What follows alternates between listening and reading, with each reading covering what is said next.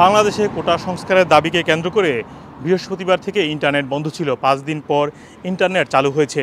তবে ঢাকার বাইরের মানুষ ইন্টারনেটের বাইরে, এমন খবর দিয়েছে বিবিসি বাংলা। তারা বলছে মঙ্গলবার রাতে ঢাকার কোনো কোনো অঞ্চলে কিছুক্ষণের জন্য পরীক্ষামূলকভাবে ইন্টারনেট চালু হলেও পরবর্তীতে গ্রাহকরা জানান তারা ইন্টারনেট পাচ্ছেন না। যারা পাচ্ছেন তারা বলছেন গতি একেবারে স্লো। তবে ঢাকার বাহিরের অনেক এলাকার মানুষ একেবারে ইন্টারনেট পাচ্ছেন না। কুমিল্লার স্থানীয় সাংবাদিক মাসুফ আলতাফ চৌধুরী বিবিসি বাংলাকে বলেন, বুধবার বেলা 2টার দিকে তিনি জানিয়েছেন বিবিসি বাংলাকে রাতে এক ঝলক এসেছিল। আজকে সকাল 10 মিনিটের জন্য পাওয়া গেছিল, আর পাওয়া যায়নি।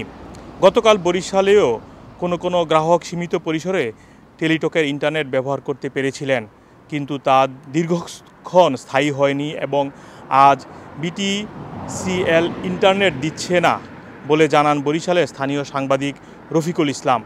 প্রায় একই অবস্থা খুলনাতেও। সেখানকার স্থানীয় সাংবাদিক গৌরঙ্গ নন্দী বলেন, গতকাল রাত 10টার পর বাসায় ওয়াইফাই পেয়েছিলাম, কিন্তু অনেক ধীর গতির ছিল। এখন কোথাও আছে, কোথাও নেই। রাজশাহী, সিলেট ও রংপুরে খোঁজ নিলে সেখান থেকেও একই তথ্য পাওয়া যায়। গাজীপুর থেকে স্থানীয় সাংবাদিক মাসুদ রানা বলেন, শুধু শিল্প কারখানার ভেতরে ইন্টারনেট পাওয়া যাচ্ছে। এছাড়াও আমরাও আমাদের পরিজন বা বন্ধু যারা রয়েছেন, যারা ঢাকাতেই বসবাস করেন, আমরা দু একজনের সাথে কথা বলে জানার চেষ্টা করেছি বাংলাদেশের ইন্টারনেটের কী অবস্থা। তবে একজন মিডিয়াতে কাজ করেন, তিনি আমাদেরকে জানিয়েছেন শুধুমাত্র অফিসগুলোতে, ব্যাংকগুলোতে ইন্টারনেট সরবরাহ করা হয়েছে। তবে তারা এখনও ঢাকাতেও যারা রয়েছেন তারাও মোবাইলে ইন্টারনেট পাচ্ছেন না, মানে সোশ্যাল মিডিয়া বিশেষ করে ফেসবুক, ইউটিউব বা টিকটক এগুলো ব্যবহার করতে পারছেন না। তবে ঢাকার কেউ ইন্টারনেট পাচ্ছেন, যেমন আমি আমার পরিবারের সাথে কথা বলেছি, তিনি ইন্টারনেট পেয়েছেন। তবে পরিবারের অন্য নেটওয়ার্ক যারা ইউজ করেন তারা এখনও পাননি।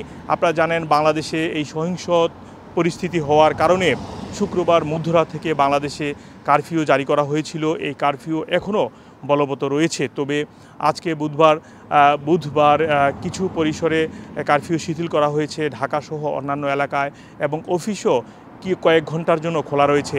তবে অফিস খোলার পর আমরা প্রথম আলো সহ অন্যান্য কয়েকটি পত্রিকাতে দেখেছি মানুষ স্বাভাবিক অবস্থায় অফিসে যাচ্ছেন এবং ঢাকাতে যানজট তৈরি হয়েছে এবং মানুষ যানজটের কারণে অফিসে ফিরতেও দেরি হয়েছে বলে এমন তথ্য জানানো হয়েছে।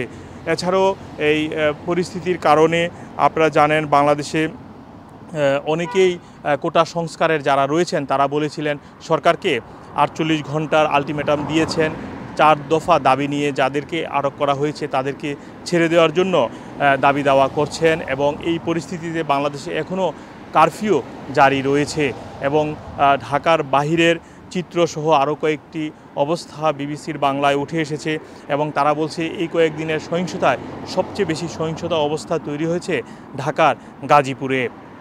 মোহাম্মদ আব্দুল হান্নান, টুই নিউজ, যুক্তরাজ্য।